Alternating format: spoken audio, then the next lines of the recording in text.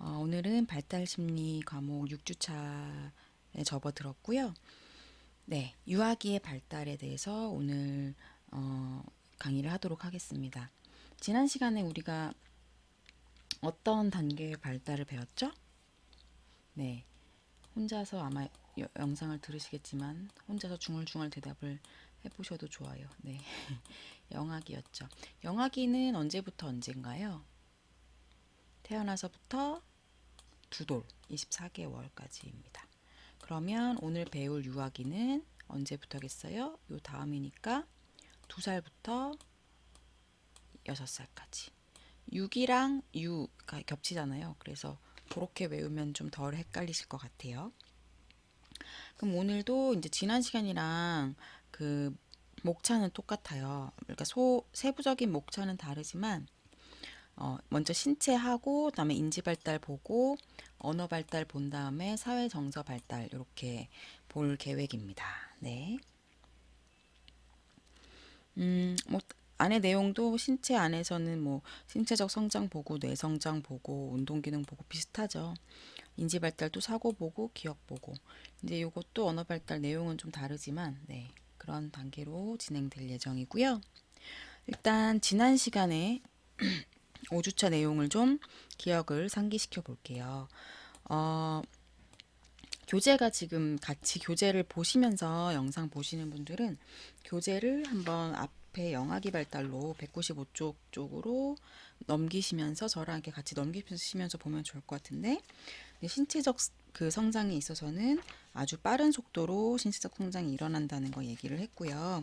그리고 뇌와 신경계 발달에서는 우리가 뇌 구조도 간단히 살펴봤고 뉴런의 구조도 봤어요. 그죠? 그리고 운동의 발달은 대근육 그리고 소근육 운동이 어떻게 발달되는지 봤고 감각과 지각의 발달에서는 네, 우리가 이미 다 알고 있는 5가지 그 시각, 청각, 후각, 미각, 촉각의 발달이 어떻게 일어나는지 그것도 봤습니다. 그리고 그 다음에 뭐였어요? 인지 발달, 영아기 사고는 그 피아제의 어떤 단계에 해당했죠? 영아기의 그 인지 발달 단계가 기억나세요? 감각 운동기. 감각 운동기를 또 여러 단계로 나눠서 지난 시간에 설명을 했습니다. 그래서 6단계로 얘기했고 기억 발달은 뭐 자세한 건 없었지만 재인 기억이랑 회상 기억의 개념을 말씀드렸고 이제 언어 발달에 대해서는 언어 발달에 여러 학자들이 또 나왔었죠. 네, 그래서 언어가 학습으로 발달되는 거냐, 생물학적으로 발달되는 거냐, 요거에 대해서 여러 학자가 나왔고, 촘스키가 유명한 이제 언어 관련 학자니까 기억나실 것 같고요. 결정적 시기 얘기도 나왔어요. 그리고 뭐 옹알이 하는 거, 한 단어, 두 단어로 이야기하는 거 이런 얘기 했었고, 그다음에 사회정서 발달에서는 정서가 기본 정서 1차 정서부터 이제 갖고 태어나지만 돌 때쯤부터 인지가 발달하면서 네, 복잡한 정서 2차 정서가 나타난다는 거. 그리고 기질은 아이들마다 기질이 다를 수 있다는 거. 하지만 뭐 하나로 딱 이렇게 정하기는 어려운 거죠. 네. 그리고 애착은 정말 이제 중요한 거죠. 네. 애착의 이론에 대해서도 얘기했고, 아, 그러니까 애착이 어떻게 발달하게 형성이 되는지에 대해서 얘기했고요. 그래서 애착 형성 단계도 애착 전 단계, 애착 형성 단계, 애착 단계, 상호관계 형성 단계 이런 거 얘기했었어요. 그리고 애착 유형별로 간단하게 설명드렸고요. 그래서 이런 식으로 쭉 한번 훑어보시면 나중에 중간고사나 이런 거 준비하실 때 좀 더 도움이 될 거예요. 네. 그러면 이제 유아기로 넘어가도록 하겠습니다. 오늘은 6주차고 다음 주에 이제 아동기 들어갈 거예요. 신체 발달 먼저 시작을 하겠습니다. 우리가 그 영아기의 특징은 그 신체 발달이 아주 급속도로 이루어지는 시기. 그래서 전생에서 그때가 가장 빠른, 그러니까 속도가 빠른 시기가 영아기였고, 유아기는 영아기에 비해서는 속도가 좀 네, 완만해집니다. 하지만 꾸준하게 신체적인 성장이 일어나고요. 그렇기 때문에 이때 우리가 충분하게 아이들에게 영양 공급을 해주고 규칙적인 수면. 요새는 사실 유아기 때도 늦게 자는 아이들이 많더라고요. 근데 그것보다는 좀 일찍 재우고 성장 호르몬이 또 10시부터 나온다니 밤 10시쯤부터 이제 나오니까 규칙적인 생활 습관을 할 수 있도록 도와주고 사고와 질병으로부터 보호를 해주는 게 중요하겠죠. 유아기 때는 아무래도 이런 부분이 유아기 때 잘 안 이루어지면 이후에 그런 신체 발달에까지 영향을 미치게 될 수 있으니까 중요한 것 같아요. 신체적 성장은 키는 매년 7cm 정도씩 증가하고 그래서 6살만 돼도 벌써 1m가 넘죠. 115cm 정도가 된다고 합니다. 그래서 유아기 신장이 성인이 되었을 때 신장을 어느 정도 정확하게 예측을 한다고 해요. 그래서 그때 신장이 좀 큰 아이들은 아무래도 성인이 돼서 신장이 더 크게 또래 뭐라 하지 같은 나이에서 더 클 그런 확률이 높은 거죠. 그리고 우리가 그 영아기 때 그 이렇게 몇 등신 몇 등신 이렇게 그림 봤던 거 있잖아요. 근데 이게 확실히 이제 유아기가 되면 네, 비율이 좀 달라지는 거죠. 그래서 신장에 대한 키에 대한 머리 크기 비율이 급격하게 감소한다. 그래서 영아기 때 보였던 이렇게 뒤뚱뒤뚱 귀여운 그런 느낌에서 좀 벗어나게 되는 거죠. 체중은 6살 되면은 한 20kg 정도로 네, 증가하고요. 그리고 이제 여기 골 연령, 네, 이거 발음 또 어려운데 골 연령, 고연령 어떻게 읽어야 돼요? 고연령, 네, 골 연령이 뭐냐면 이거는 신체 골격, 신체 뼈가 어느 정도 발달했나 요거를 이 골 연령을 보고 알 수 있다고 합니다. 그래서 이거는 이제 신체적으로 얼마나 성숙했는지를 뼈를 보고서 알 수 있는 건데요. 그래서 이제 이 뼈가 이 골 연령을 통해서 얘가 실제 나이가 뭐 14살인데 골 연령은 11살이다. 이러면 얘는 앞으로 3년 더 성장을 할 수 있다. 이런 식으로 이걸 통해서 앞으로 얼마나 더 성장할 수 있는지, 신체가 얼마나 성숙했는지, 나이와 별개로 그런 것들을 알 수 있다고 합니다. 그래서 이건 신체적 성장은 여기까지 얘기하고 이제 뇌의 성장 들어갈게요. 뇌의 성장은 유아기에서 가장 중요한 신체 발달이 뇌와 신경계의 계속적인 성장입니다. 네. 그리고 뇌와 머리의 크기는 신체 다른 어떤 부분보다 빨리 성장하죠. 어떤 것 때문에? 두미 발달의 원칙에 따라서. 근데 왜 뇌가 이렇게 증가를 하냐? 어떤 것 때문에 증가하냐는 두 가지 때문이에요. 하나는 수초와 하나는 시냅스 밀도의 증가.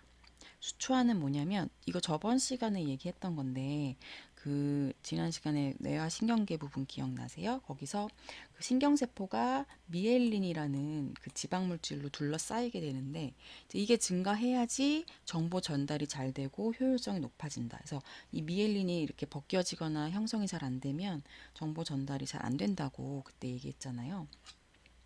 그래서 이제 수초화가 증가하면서 네, 이 뇌도 커지고요. 그리고 시냅스 밀도가 증가하는데 시냅스 밀도는 시냅스가 뭐였어요? 신경세포가 자극되는 그 전달되는 부분이었죠. 기억나세요? 신경세포의 자극 전달부인데 이게 출생하고 2세까지는 급격하게 증가를 한대요. 그런데 그러다가 저번 시간에 그거 배웠죠. 절반 정도가 네, 밀쳐진다고. 그래서 이게 서서히 감소해서 7세경에는 성인 수준에 도달을 하게 된다고 합니다. 그래서 이 두 가지 때문에 이제 그 뇌가 커지는 거죠. 그래서 5살 아이를 봤을 때 체중은 어른의 3분의 1이지만 뇌의 무게는 성인의 95%. 그러니까 5살쯤 되면 이미 뇌는 성인의 95% 정도 그 성장이 돼 있는 거죠. 부피적으로는. 네. 그리고 이제 운동 기능의 발달로 넘어갈 건데요. 운동 기능은 영아기 때랑 똑같이 대근육 운동이랑 소근육 운동으로 나눠서 살펴볼 수 있을 것 같아요.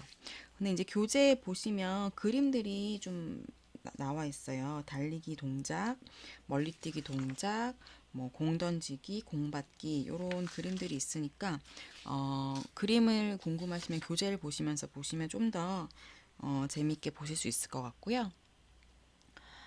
그래서 보면 이제 2에서 3세 때는 빠른 걸음이 뛰는 것으로 바뀐다. 이제 뛸 줄 알게 되는 거죠. 그리고 점프도 하고 던지고 받고 이거 다 할 수 있게 되고 달리면서 속도를 조절하거나 정지도 할 수 있게 되고 방향 트기 네.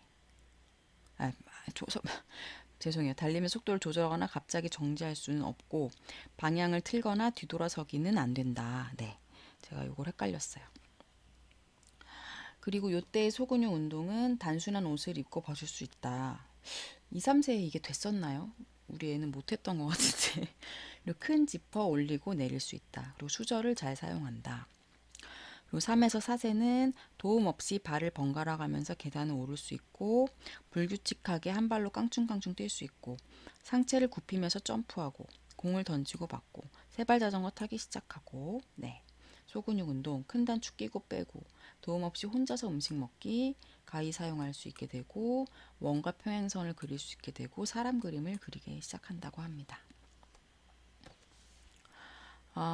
그 다음에 4에서 5세는 발을 번갈아 가면서 긴 계단을 내려갈 수 있다. 그 전에는 이렇게 뭐라 그러지? 한 발, 오른발 내리고 왼발 같이 내리고 또 오른발 내리고 왼발 같이 내리고 이렇게 계단 내려갔던 거 기억나네요. 네, 그 되게 귀여운데. 근데 이제 4, 5세만 돼도 발을 한 발씩 한 발씩 해가지고 긴 계단을 네, 내려갈 수 있게 된다고 하고요.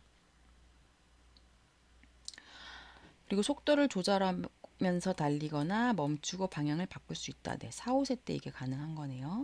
그리고 한 발로 4에서 6걸음을 뛸 수 있고 그리고 사다리나 정글짐, 미끄럼틀 이런 거 타고 오르낼 수 있고 세발 자전거를 빠르게 잘 탄다. 그리고 포크 잘 사용하고 가위질도 선을 따라서 할 수 있게 되고요. 5, 6세 되면 이제 빠르게 뛰는 게 가능하다. 높이 뛰기, 멀리 뛰기, 줄넘기 할 수 있다. 능숙하게 발을 앞으로 내밀고 팔을 뻗어서 공을 던지고 받는다.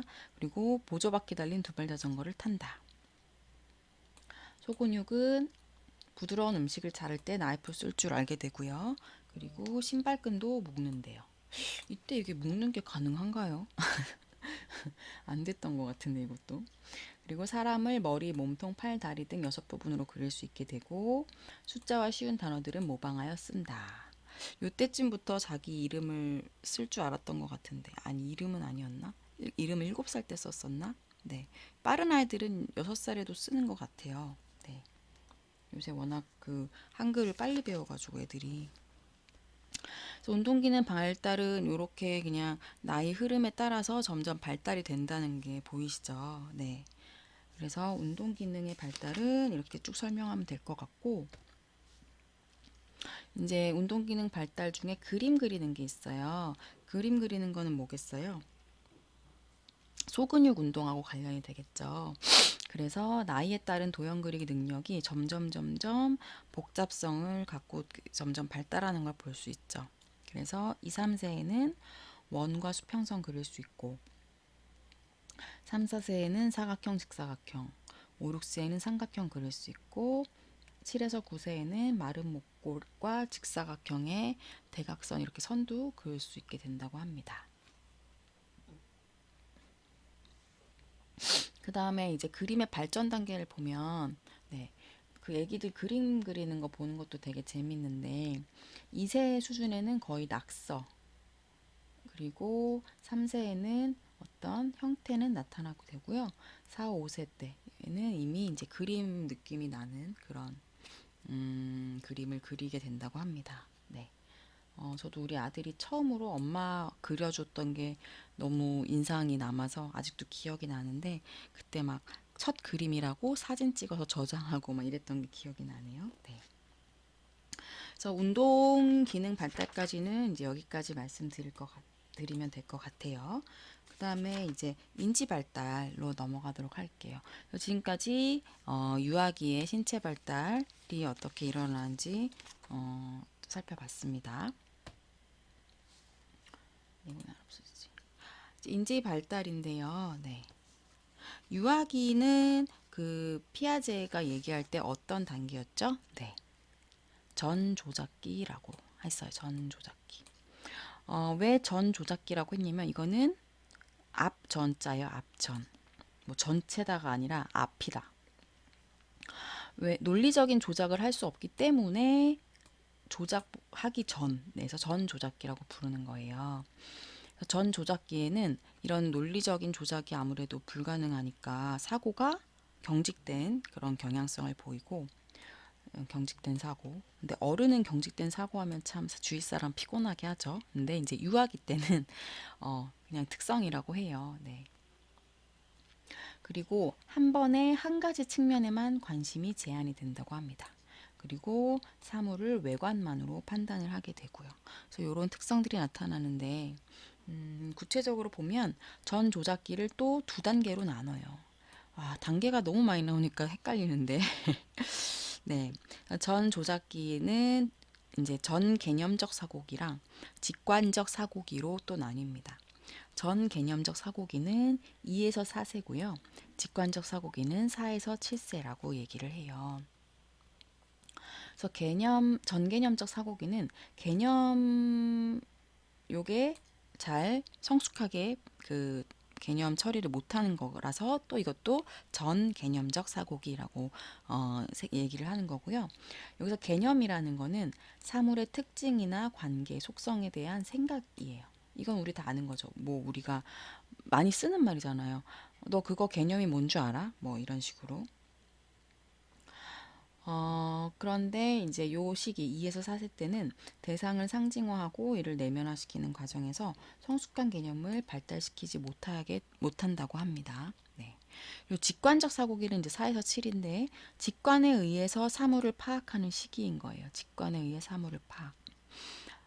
그러니까 전개념적 사고기보다는 좀 더 발달이 되긴 했지만 판단을 할 때, 뭔가 판단할 때 직관에 의존을 하니까 전체와 부분의 관계를 정확하게 파악할 수 없고요. 그리고 어떤 과제에 대해서 이해를 하거나 처리를 할 때 직관에 의해 좌우되기가 쉽다고 합니다. 그래서 이 두 가지 각각에 대해서 좀 구체적으로 더 살펴보도록 할게요. 시간을 좀 체크하고, 네. 일단 전개념적 사고기부터 보면 이때는 네, 하나, 둘, 셋, 넷, 다섯 가지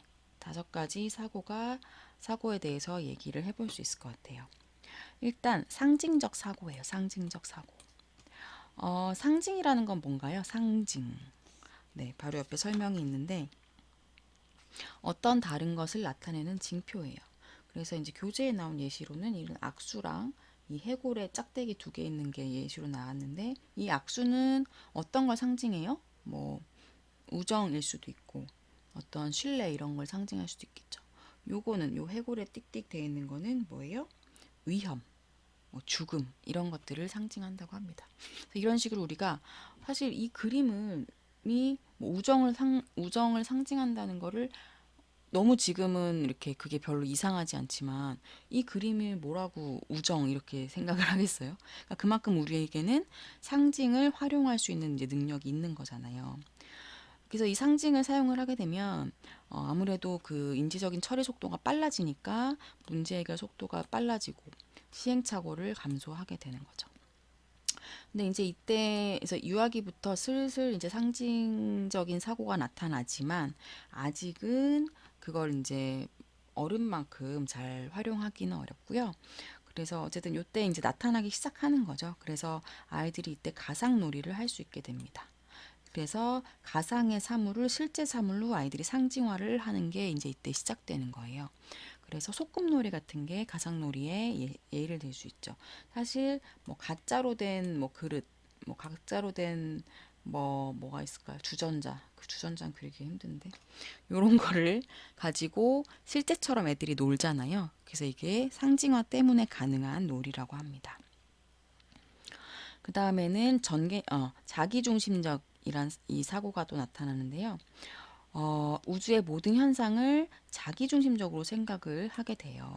근데 이게 그래서 유아들은 참 자기중심적이야 이렇게 비난할 게 아닌 게 이거는 성인인데 자기중심적인 거랑은 다른 거예요. 성인인데 자기중심적이면 우리가 좀 뒤에서 손가락질을 하죠. 근데 이건 이기적인 게 아니고 다른 사람의 관점을 아직 고려할 수 있는 인지적 능력이 생기지 못한 것뿐이에요. 네.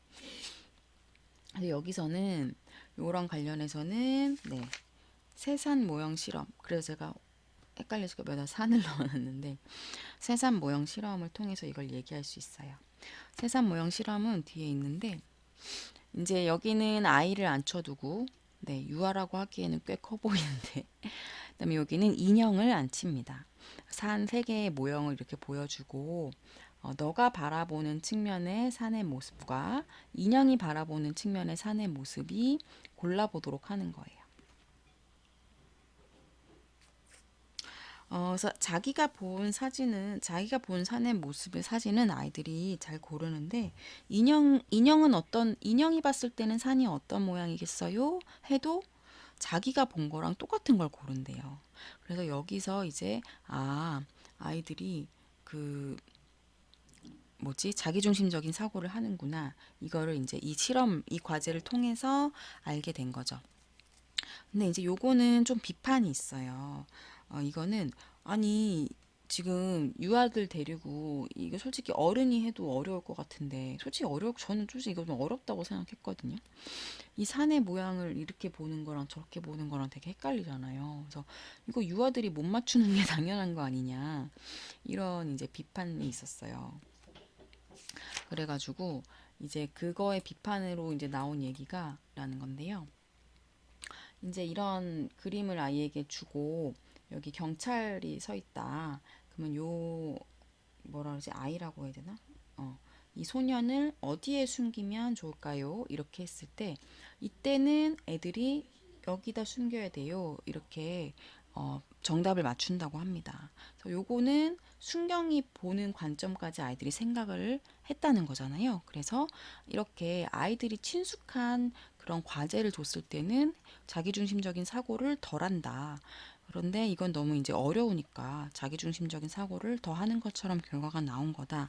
이런 비판이 있기도 합니다. 네. 앞으로 넘어갈게요. 그리고 이제 물활론적 사고를 또 하는데요. 이거는 생명이 없는 대상에게 생명과 감정을 부여한다는 거죠. 그거는 어떤 건지는 이제 아시죠? 네. 그래서 뭐 아이한테 자기가 먹던 막 우유 같은 거를 먹인다거나, 네, 인형한테 뭐 자기가 좋아하는 걸 똑같이 해준다거나 이런 식으로. 근데 이제 이 물활론적 사고에 대해서도 비판이 있어요. 네. 연구를 할 때 물활론적에 대해서 연구할 때 활용하는 개념들이 개념? 네. 바람이나 구름, 달, 해 이렇게 아이들이 이렇게 뭐 물론 해를 매일 보지만 해라는 게 이렇게 친숙하진 않죠. 뭐 로보트, 인형, 장난감 이런 것들이 훨씬 친숙하잖아요. 그랬을 때 그 로보트가 살아있는 거야? 이렇게 물어보면 아이들은 얘네들이 살아있지 않는다는 건 안다는 거예요. 그러니까 원래는 물건이나 이런 게 다 살아있다라고 이제 본다는 그런 게 물활론적 사고인데 그게 아니라 얘네들도 자기가 쓰는 뭐 크레파스는 살아있는 게 아니라는 거 정도는 안다는 거죠. 그래서 이것도 유아에게 친숙한 것들을 활용하면 다른 결과가 나온다. 그래서 좀 비판받는 부분이 있고요. 그리고 인공론적, 이거는 이제 물활론적이랑 좀 비슷하게 느껴질 수도 있는데 세상의 모든 사물이나 자연현상이 사람의 필요에 의해서 자신의 목적에 맞도록 쓰려고 만들어진 것이다. 이런 사고를 하게 된다는 거예요. 예를 들면 하늘이 왜 파랗지? 하면 이걸 사람이 만든 것처럼 생각을 하는 거예요. 누가 파란 물감으로 칠해서 그래요. 이런 식으로. 그래서 인공으로 했다. 이렇게 생각하면 좀 이해하기 쉬우실 것 같고요. 그다음에 전환적 추론은 뭐냐면 성인이 되면 귀납적인 추론도 하게 되고 연역적인 추론도 하게 됩니다. 그런데 아이들은 이런 기납적, 연역적 추론을 아직 하기가 어려운 거예요. 그래서 그냥 한 특정 사건으로 다른 특정 사건을 추론한다고 합니다. 이 예시가 보면 되게 귀엽죠. 내가 아직 낮잠을 안 잤으니까 아직은 낮이 아니에요. 이런 식으로 기납적, 연역적 추론이 아닌 거예요. 그래서 이런 이제 사고의 특성이 나타난다고 하고요. 그 다음에 이제 그 다음 단계를 볼게요. 그 다음 단계는 뭐였어요? 네. 4에서 7세는 직관적 사고기. 요때 나타나는 거는 보존 개념, 유목포함, 서열화 이런 개념들이 우리가 이제 배워야 돼요. 볼게요. 보존 개념이라는 거는 이게 보존된다라는 거에 대해서 이해하는 거예요. 쉽죠? 보존 개념. 근데 이 전조작기에는 보존 개념이 획득되지가 않는다고 합니다. 그래서 뒤에 보시면 이제 보존 개념 과제가 있는데 이 아이가 이제 유아기의 아이인 거죠. 그랬을 때 똑같은 양의 물을 보여주고 그 중에 하나를 길쭉한 컵에다가 담았어요. 그랬더니 당연히 높이가 올라가겠죠. 하지만 이 물의 양은 여기로 그대로 보존된 거예요. 보존. 근데 아이는 어떤 물이 더 많아요? 했을 때 이 길쭉한 이 컵을 가리킨다는 거죠. 왜? 얘 물의 높이 때문에 얘가 더 많다고 생각하는 거예요. 근데 이제 어른이면 뭐라고 하겠어요? 어느 컵에 있는 물이 더 많다고 보이세요? 모르겠다고 하시는 분 없죠? 두 물의 양은 같죠. 네. 그래서 여러분들이 여기서 이거 두 물의 양이 같다는 거를 모르시면 지금 보존 개념이 이해가 안 된 거예요. 이런 게 이제 보존 개념이라고 하는데요. 그래서 이거는 사실 전조작기에는 형성이 어렵다라고 합니다. 그래서 수가 보존되는 거는 6, 7세 획득되고요. 질량은 6에서 8세 이런 식으로. 네. 그래서 유아기 이후에 이제 보존 개념이 생기는 거죠. 길이는 7, 8세 이런 식으로. 하나씩 좀 살펴보면 6, 7세에 이제 수 보존이 애들이 이제 획득이 되는 거예요. 그러니까 이것도 이 같은 보존 개념 안에서도 어떤 거냐에 따라서 획득되는 시기가 다른 거죠. 그래서 A줄, B줄에 같은 수의 바둑알이 있는데 한 줄을 길게 늘리면 개수가 똑같니? 했을 때 네, 개수가 똑같아요. 이게 6, 7세에 가능하다는 거고요. 질량. 찰흙으로 만든 공하고 A와 B 공은 같은 양인가 했을 때 얘를 하나를 납작하게 눌러도 같은 양입니까? 했을 때 네 하면은 이게 6에서 8세 형성되는 거. 길이도 이렇게 똑같은 길인데 하나를 이쪽으로 옮기거나 이쪽으로 옮겼을 때 같은 길이인지 아는 거. 그리고 이 물 A컵, B컵에 똑같은 물의 양이 있는데 하나를 얇은 컵에 부었을 때 두 물이 같은 양인지 아는 게 7, 8세에 형성이 된다고 합니다. 이제 면적은 8에서 9세. 네, 이렇게 같은 면적을 넓게 펼쳐놨을 때 보존되는지 아는 거. 무게는 둘 다 같은 무게니? 라고 물었을 때 하나를 납작하게 했을 때도 보존된다는 걸 아는 거. 부피는 같은 모양의 찰흙공 A와 B를 물에 넣었을 때 올라오는 높이가 같은가? 네. 그리고 찰흙공 하나의 모양을 눌러서 변형시켰을 때도 똑같은 물을 똑같은 높이로 올릴 건지 이렇게 물었을 때 똑같다라고 얘기를 해야 되는 거죠. 요거는 좀 제일 늦게 형성되는 거죠. 10에서 15세. 요게 이제 보존 개념이라는 거예요. 그래서 전조작기 때까지는 보존 개념이 획득되지가 않는다. 네. 그리고 유목 포함이라는 건 뭐냐면 상위 유목과 하위 유목 간의 관계, 그리고 전체와 그 이해하는 능력이라고 하는데요. 이게 말은 되게 뭔 말인가 싶은데 내용은 어려운 건 아니에요. 유목 포함 과제는 이쪽에 있는데요. 여기 파란색 꽃이 4송이 있어요. 빨간색 꽃이 하나, 둘, 셋, 넷, 12송이가 있어요. 그랬을 때 아이한테 물어보는 거예요. 네, 여러분들 한번 대답해 보세요. 여기 빨간색 꽃이 더 많아요? 꽃이 더 많아요? 대답하셨어요? 정답은 뭐죠? 꽃이 더 많은 거죠. 빨간색 꽃이 더 많아요? 꽃이 더 많아요. 꽃은 전체니까. 물론 파란 꽃이 많아요? 빨간 꽃이 많아요? 빨간 꽃이 많은 건데 빨간 꽃이 많아요? 꽃이 많아요? 하면은 꽃이 많아요 라고 해야 되는 거잖아요. 근데 아이들은 이때 빨간 꽃이 많아요 라고 대답을 한다는 거예요. 이게 이렇게 유목을 나누는 거가 아직 익숙하지가 않아서 그렇다고 합니다. 근데 이제 이거에 대해서도 비판이 있었어요. 사실 이게 약간 말장난처럼 애들 헷갈리게 하는 거고 어른들도 여기 빨간 꽃이 많아요, 꽃이 많아요 이러면 별 생각 없이 빨간 꽃이요 이렇게 대답하게 될 것 같거든요. 저라면. 그래서 요거랑 비슷하지만 좀 다르게 잠자는 소 과제를 또 이제 그 유아들에게 하는 거죠. 그래서 이때는 소를 제가 이제 잠자는 눕혀 있는 모양으로 해보려고 이렇게 그려봤는데, 어, 그랬을 때 여기 소들이 있는데, 보라색 소가 많아요, 소가 많아요, 이렇게 하면 이 앞에 거랑 질문이 똑같은 거죠. 그런데 여기서는 그렇게 질문을 한 게 아니라, 여기 보라색 소가 많아요, 누워있는 소가 많아요, 이렇게 하면 아이들이 앞에 과제할 때보다는 더 정답률이 올라갔다고 해요. 그러니까 이 과제, 보존기념 과제, 아니 보존, 아까 뭐였지? 세산 모형 과제도 그렇고 유목포함 과제도 그렇고 아이들의 눈높이에 맞게 과제를 내면 훨씬 그 뭐라 그러지? 과제를 해결을 한다는 거죠. 그래서 이런 비판이 좀 있기도 합니다. 애들이 이렇게 바보가 아니다. 요런 유아기에 그렇게 멍청하지 않다. 네, 그런 말을 하는 거죠. 이런 비판들이 아이들 생각보다 똑똑하다. 이런 식으로. 그리고 서열화. 서열화는 길이가 다른 여러 개의 막대기를 길이에 따라서 서열화를 시키는 능력인 거죠. 그래서 보면 서열화를 아예 못하는 시기, 그리고 약간 하긴 하는데 어설프게 하는 시기. 왜냐면 윗줄만 맞췄어요, 이렇게. 근데 요때는 이제 그 서열화를 제대로 못하는 게 전 조작기의 시기인 거고요. 구체적 조작기가 되면 이렇게 쭉 아름답게 서열화를 할 수 있게 된다고 합니다. 그래서 앞에 요 개념들 머릿속으로 잘 기억하시면 좋을 것 같아요. 보존 개념, 유목 포함, 서열화.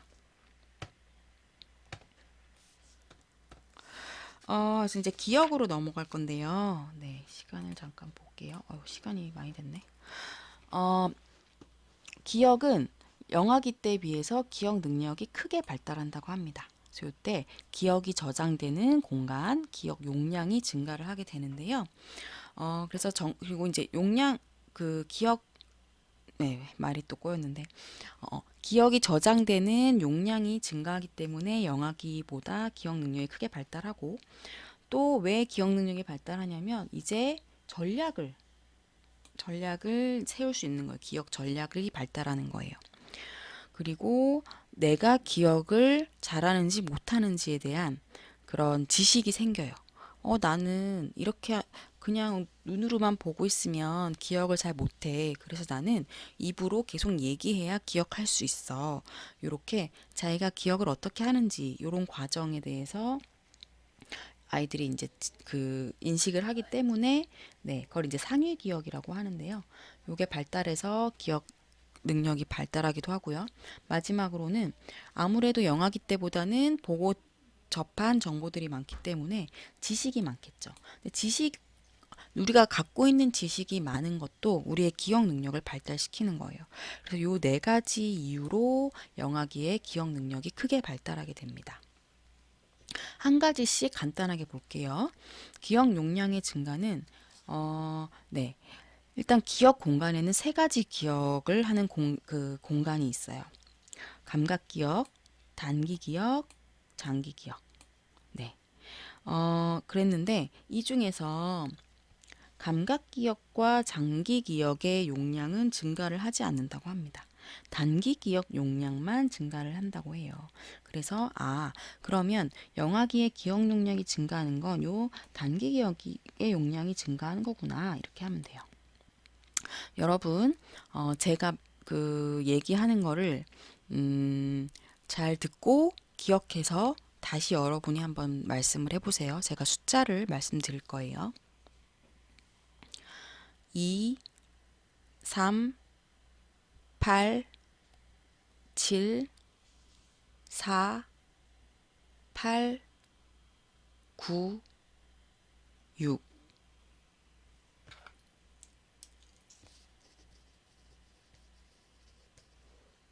말씀해 보셨어요? 제가 부른 숫자? 기억나세요? 어디서 적지 마시고 이거는 뭐 시험 아니니까. 여러분이 몇 개를 인출하셨어요? 네. 제가 부른 숫자가 2, 3, 8, 7, 4, 8, 9, 6이었어요. 그랬을 때 이건 단기 기억의 용량이 증가하면 이 8개를 다 얘기할 수 있는 거죠. 네. 그게 이제 단기 기억이에요. 2살 때는 2개 정도 얘기할 수 있대요. 뭐 2, 3, 이 정도 얘기할 수 있겠죠. 5살 때는 4.5개. 2, 3, 8, 7, 요 정도 얘기하고 뒤에는 기억을 못하고. 성인 되면 7, 8개를 기억할 수 있다고 합니다. 2, 3, 8, 7, 4, 8, 9, 6. 그래서 왜 우리 전화번호가 8자리냐? 요거를 참고해서 이제 8자리로 한 거죠. 그러면은 기억을 잘 할 수 있으니까. 더 늘어나면 기억 못 하니까. 음, 그래서 보시면 요 그 숫자를 회상하는 그 개수가 나이가 쭉 있으면 네, 요때 2세쯤에는 2개 정도. 그쵸? 근데 점점 늘어나요. 그래서 12살 되면 몇 개예요? 한 12살은 거의 성인이랑 비슷하게 숫자를 말을 회상해서 말할 수 있게 됩니다. 그리고 조작 효율성 가설이라는 게 있는데요. 조작 효율성 가설은 연령이 증가하면 정보를 처리하는 속도가 빨라지고 더 효율적이 된다. 네, 그렇기 때문에 이게 효율적이 되면서 조작을 하는 공간이 더 작아지겠죠. 그러니까 작아진다기보다는 그러니까 덜 필요해지는 거예요. 그러다 보니까 전체 똑같은 네, 아 이거 말이 어렵네. 이렇게 동그라미가 그 교재의 그림을 보시면 이해가 되게 쉬워요. 원래는 이만큼이 조작하는 공간이고 원래는 이만큼이 저장하는 공간이었는데 조작 능력이 좋아지니까 이만큼까지 안 필요해서 이렇게 줄어드는 거예요. 그 조작 공간이. 그럼 이제 이만큼이 저장 공간이 되겠죠. 교재 그림 보시면 이해하기 쉬우실 거예요. 네, 어려운 내용은 아니에요. 으로 넘어가서 그다음에 이제 기억 전략인데요. 기억 전략은 주의 집중, 시연, 조직화, 정교화, 인출 전략 이런 전략들이 있어요. 그래서 이 전략들을 하나하나 뭔지는 이번에 잘 알아두시면 좋을 것 같은데 이게 이제 유아기에 다 된다는 뜻이 아니라 네, 유아기에 이제 이런 것들이 나타나지만 아직은 되게 초보 단계다라는 게 주요한 그 단계상의 특징이에요. 그러니까 초보 단계로 이런 것들을 한다는 거.